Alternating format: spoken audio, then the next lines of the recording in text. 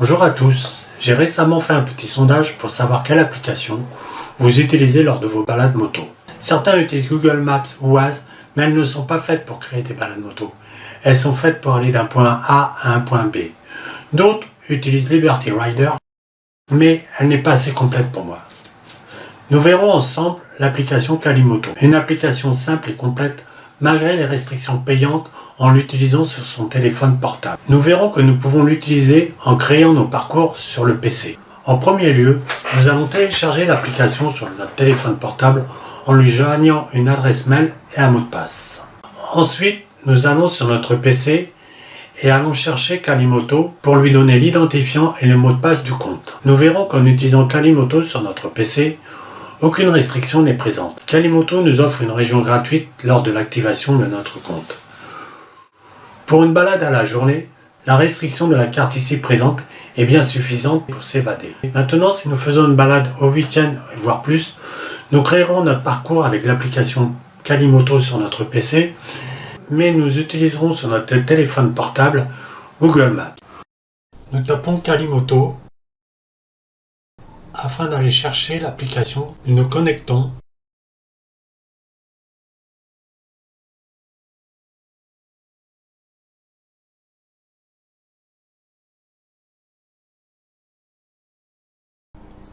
Nous rentrons l'adresse mail et le mot de passe. Nous allons dans Calculer un circuit.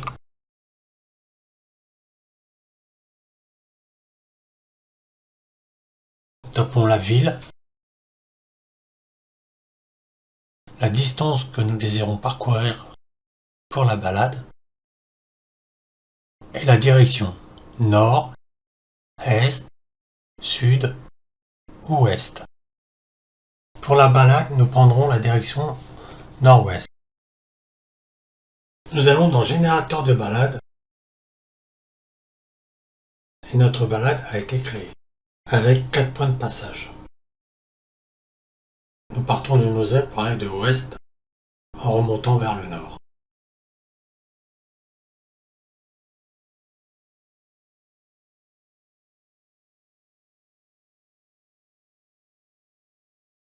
En faisant un clic droit sur Évreux, je définis une étape. L'étape 3 sera déplacée en allant directement par Évreux.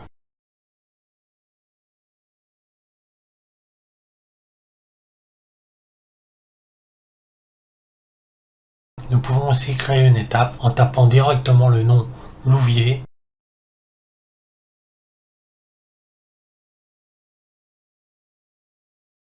et le point 4 est déplacé dans Louviers. Nous avons plusieurs points d'information. Nous allons choisir l'étoile qui correspond au lieu touristique. Plusieurs cercles s'affichent sur la carte. Ce sont les points de visite.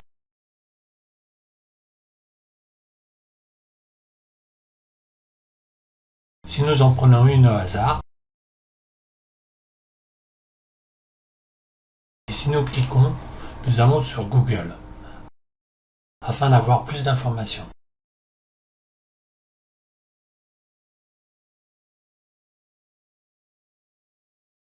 Nous allons prendre un point de visite sur notre circuit et nous pouvons le définir comme une étape.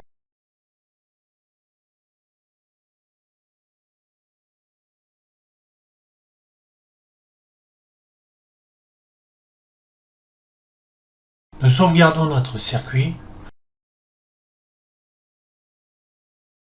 Nous mettons un nom à la balade. Pour notre exemple, balade dans le Vexin.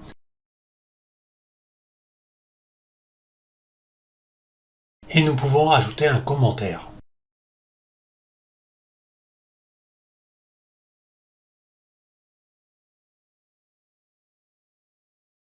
Nous sauvegardons. Le fait de sauvegarder, la balade est enregistrée directement sur votre téléphone portable. Vous la retrouvez dans Mes balades.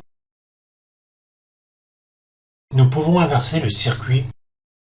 Le 1 qui se trouve en bas à gauche se retrouvera à la place du 5.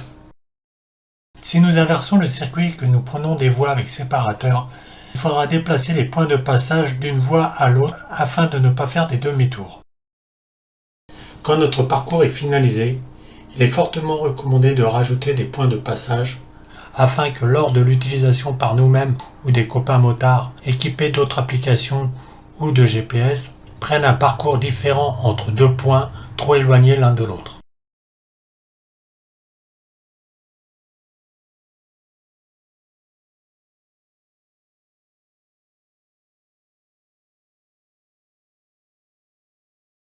Si nous retournons dans les points d'information, nous verrons 11 points avec plus ou moins d'intérêt pour nous.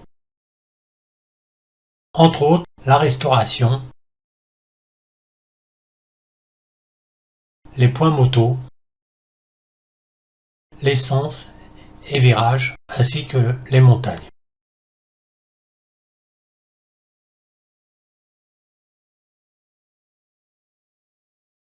Nous allons prendre pour exemple la restauration. Nous cliquons sur le point d'intérêt restaurant et nous choisissons une zone sur notre parcours.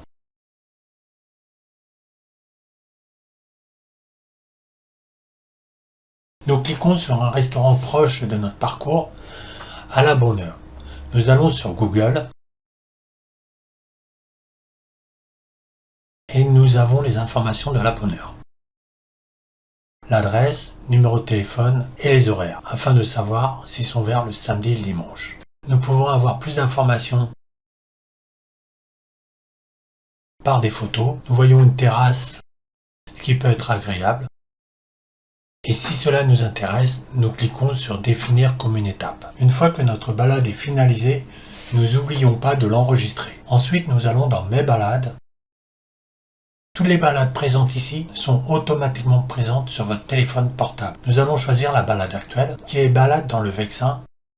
Nous allons l'exporter en format GPX. Nous retrouvons le fichier en bas à gauche.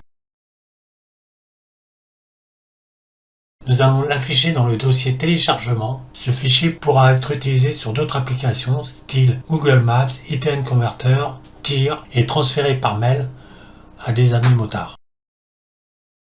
Une fois que nous avons fini, nous allons créer un nouveau parcours. Je le supprime. Je fais OK. Et je peux calculer une nouvelle balade. Je vais calculer cette balade en choisissant moi-même les points de passage. Donc je pars de Châteaudun.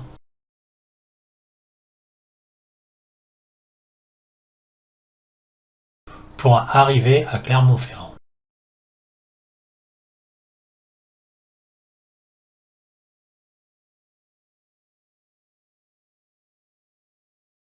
Nous allons faire un point de passage à Romorantin-Lambernais.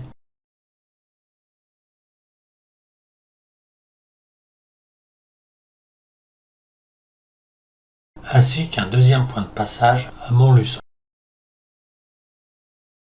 Voyons qu'entre le départ et le point 1, nous sommes en route sinueuse. Du point 1 au point 2, nous sommes encore en route sinueuse. Et du point 2 à l'arrivée, nous passons par l'autoroute. Ce qu'il y a d'intéressant avec Calimoto, c'est que nous pouvons définir le type de route entre chaque point. Nous allons décider qu'entre le point 1 et le point 2, au lieu de prendre sinueux, nous allons passer par l'autoroute. Donc nous choisissons la position autoroute. Et entre le point 2 et l'arrivée, donc de autoroute, nous décidons de passer en route sinueuse.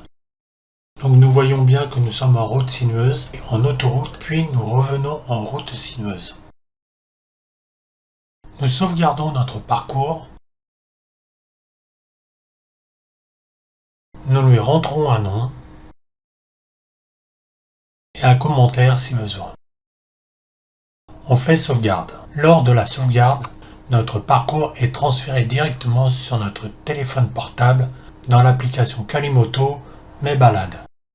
Nous allons dans l'onglet Itinéraire. Je pars en Corse pour mes vacances. Les parcours ont été faits par des motards utilisant Calimoto et désirant partager leur balade. Je prévois une balade de 300 km en montagne. Et voilà plusieurs balades en Corse. Je choisis la première. Nous avons la balade dans le nord de la Corse.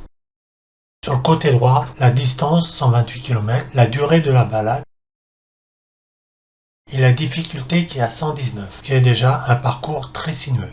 En bas, nous avons des étoiles qui nous informent sur notre parcours, comme quoi c'est un parcours génial, très beau paysage et route en bon état. En dessous, nous voyons que c'est un circuit montagneux, près de l'eau et sinueux. Et nous avons l'altitude. Pour modifier le parcours, je fais hop, je planifie. Maintenant, je peux modifier moi-même mon parcours. Je le sauvegarde en rentrant un nom et un commentaire. On va dans sauvegarder. Nous le récupérons instantanément sur notre téléphone portable. Nous allons modifier quelques points de passage. Tout d'abord, je vais prendre le point 3 que je vais déplacer directement avec la souris sur une route plus sinueuse. Je peux voir des photos du paysage prises sur le parcours.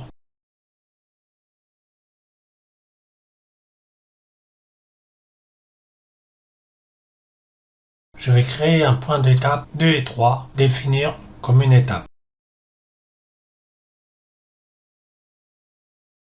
Je déplace le point 2 sur une route plus sinueuse. Mon parcours est finalisé, fait 125 km, 2h06 et 122 de difficulté. Maintenant, je peux le sauvegarder et je le retrouverai automatiquement sur mon téléphone portable dans l'application Kalimoto Mes balades. Si je vais dans l'onglet Aide, je trouverai toutes les questions que je peux me poser sur l'application Kalimoto.